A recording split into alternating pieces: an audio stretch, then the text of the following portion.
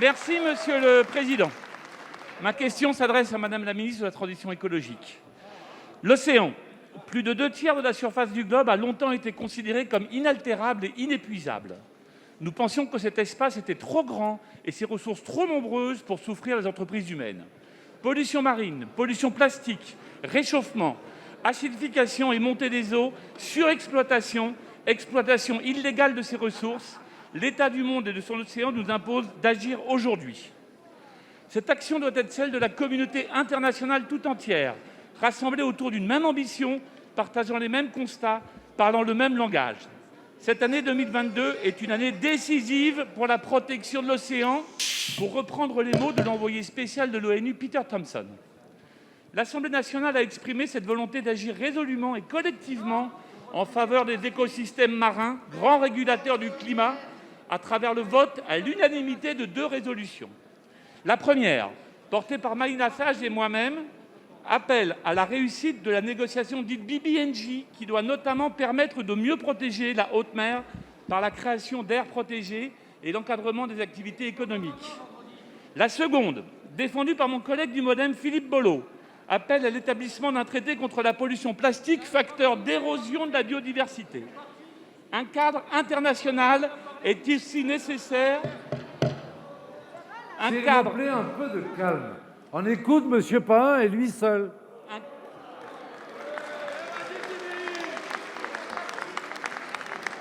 Un cadre international est ici aussi nécessaire pour faire converger les standards à des efforts nationaux et s'attaquer efficacement à cette forme de pollution, notamment en Méditerranée. Je veux rappeler aussi et saluer l'action personnelle du président de l'Assemblée nationale pour une diplomatie parlementaire au service de l'océan.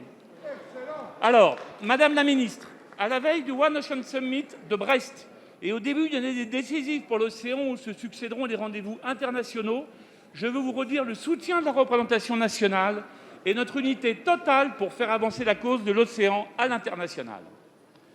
Merci, monsieur le député. La parole est à Madame Barbara Pompili, ministre de la Transition écologique. Merci, Monsieur le Président. Mesdames et Messieurs les députés, Monsieur le député Pain, merci beaucoup pour votre mobilisation. J'en profite pour remercier Monsieur le Président de l'Assemblée nationale et aussi vos collègues, effectivement Maïna Sage, Philippe Bolo et bien d'autres, sur un sujet essentiel qui est la protection de nos milieux maritimes. Et les résolutions que vous évoquez, j'y reviendrai, montrent l'importance d'une action internationale forte sur ces sujets, puisque la mer, elle recouvre toute la planète et on ne peut pas s'en occuper que par bout. Les mers et les océans, c'est quand même 70% de la surface de la planète. Si nous voulons être au rendez-vous de la transition écologique, ce grand défi pour l'ensemble de l'humanité, nous devons trouver collectivement, en prenant en compte les contraintes des uns et des autres, les moyens de mieux protéger ces espaces.